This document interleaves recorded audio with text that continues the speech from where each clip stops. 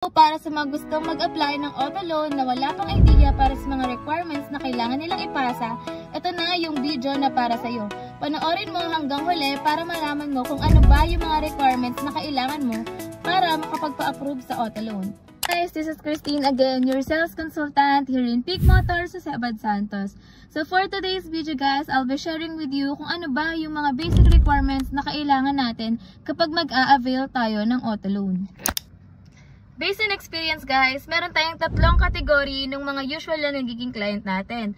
Merong locally employed, business owner, and OFW. So pag-usapan natin kung ano yung mga requirements na kailangan kung ikaw ay locally employed. Number 1, kailangan mo ng 2 valid government IDs. It's either PRC, driver's license, passport, or any other digitized IDs. Pero if kung ang ID mo is puro secondary, kailangan natin magkaroon ng ibang alternative IDs. So, number 2 na kailangan natin is proof of billing. Either sa'yo nakapangalan or hindi, pwedeng-pwede yun. Number 3 is latest COE or latest 3 months payslip. So, upon application, pwede naman either of the two muna. Pero, kung sakaling maaprobahan tayo ng bangko and hanapin yung dalawang requirements, kailangan na din natin mag-provide. So, I suggest, upon application, kung ang available pa lang sa'yo is COE, mag-request ka na rin ng inyong 3 months payslip. Number 2, para naman sa mga business owner or yung merong mga sariling business. Ano ba yung kailangan natin? Number 1, syempre, kailangan pa rin natin ng identity or 2 valid government IDs. Number 2, hindi mawawala sa lahat, proof of billing. Syempre, kailangan din malaman ng bangko kung saan yung residential address natin or yung present address natin. Number 3, business permit or DTI permit. So, merong mga nagtatanong sa akin, what if Christine, DTI permit lang yung meron ako? That will do guys. Pwedeng-pwede na po yung DTI permit. Number 4 na kailangan natin is latest 3 months bank statement.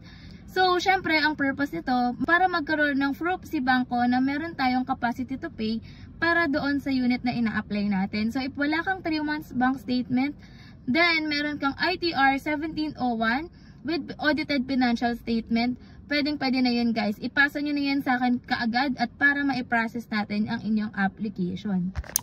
So last but not the least, pero ito yung mostly na nagiging client natin, what if OFW? If OFW ka na married, padala ka ng remittance sa iyong spouse dito sa Pilipinas, ang magiging principal borrower po natin is yung pinapadalhan nyo ng remittance.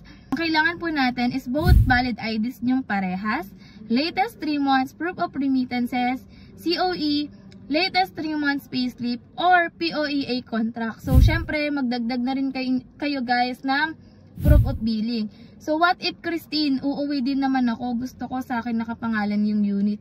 Pwedeng-pwede naman po yun guys. May mga bangko naman na nagpo-process na even outside the country pa kayo or even on board pa kayo, pwede tayong mag-process ng application sa kanila, pero kailangan nga uuwi kayo dito sa Pilipinas para makapag-sign kayo ng mga loan documents. If kung nagpapadala ako ng pera sa kapatid ko or sa aking parents. So kapag ganyang scenario guys, nare-require po tayo na mag-provide ng consularized SPA.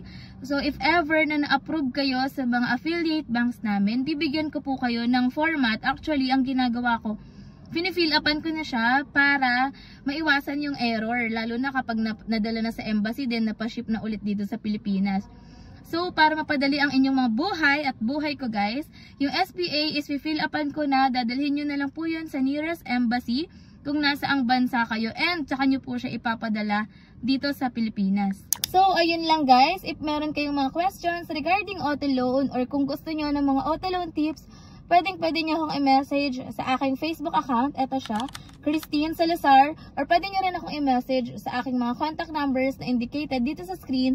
So, Viber, WhatsApp, and Telegram ready na yan guys. So, kahit anong mode of communication, pwedeng-pwede nyo na akong makausap.